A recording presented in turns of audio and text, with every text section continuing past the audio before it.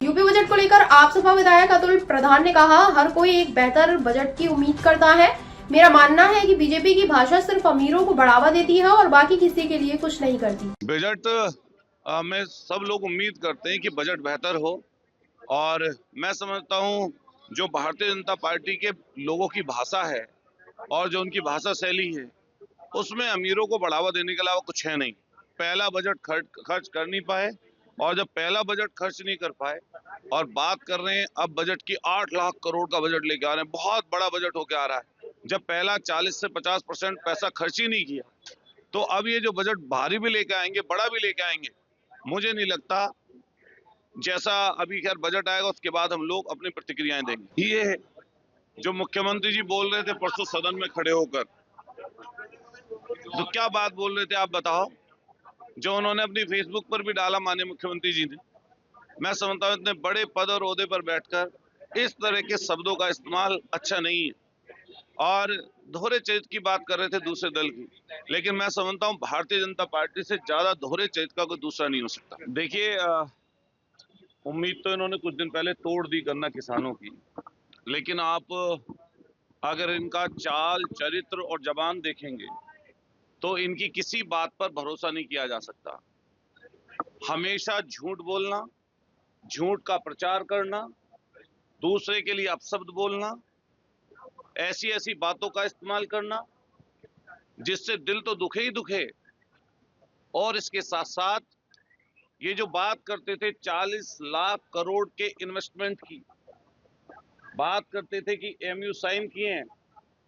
अगर आज बजट के साथ साथ ये भी बता दें कि उन 40 लाख करोड़ में से कितना पैसा या कितना निवेश हमारे इस उत्तर प्रदेश में आया तो बहुत अच्छा रहेगा। अगर हम बजट की बात करें तो ये तीसरा बजट ये सरकार इस समय आज पेश करने जा रही है, लेकिन सरकार से आपको ये पूछना चाहिए, जो भी लोग यहाँ पर आए, इनके भाजपा से जुड़े हुए जो भी सरकार के मंत्री हैं, मुख्यमंत्री जी हैं, ये भी बता दें साथ साथ कि पिछला जो बजट था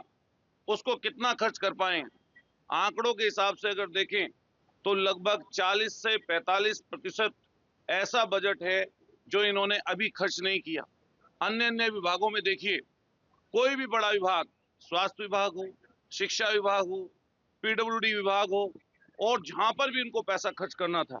ये पैसा पूरा नहीं खर्च कर पाए। और ये बजट लेके आ रहे हैं आज,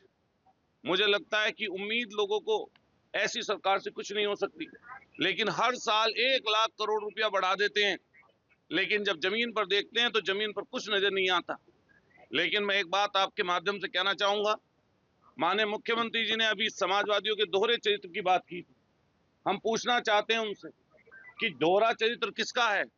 जब माननीय मुख्यमंत्री जी अभी परसों सदन में खड़े होकर उर्दू के लिए और साथ साथ जो उन्होंने शब्द का इस्तेमाल किया, मैं तो उस शब्द को बोलना भी नहीं चाहता। अगर उस शब्द का इस्तेमाल करते हुए माननीय मुख्यमंत्री जी अपने दिमाग में ये बात जरूर रख लेते, और मैं ये तस्वीर लेके आया हूं, इस तस्वीर को गौर से देखिए, जिनके लिए वो अपशब्द बोल रहे थे उसी समय पर देश के माननीय प्रधानमंत्री जी, और ये ड्रेस भी देख लीजिए, ये कतर के शेख हैं, अमीर हैं वहां के, और ये जो है गले मिल रहे थे, और यहाँ तक कि प्रधानमंत्री जी ने प्रोटोकॉल तोड़ा और प्रोटोकॉल तोड़कर एयरपोर्ट पहुंचे, एयरपोर्ट पर दूर से तेजी से चलते हुए गले लगाया। और दूसरी तरफ माननीय प्रधानमंत्री जी जब उनके गले मिल रहे थे तो उस समय यहीं पर सदन में खड़े होकर माननीय मुख्यमंत्री जी ने क्या शब्द बोले,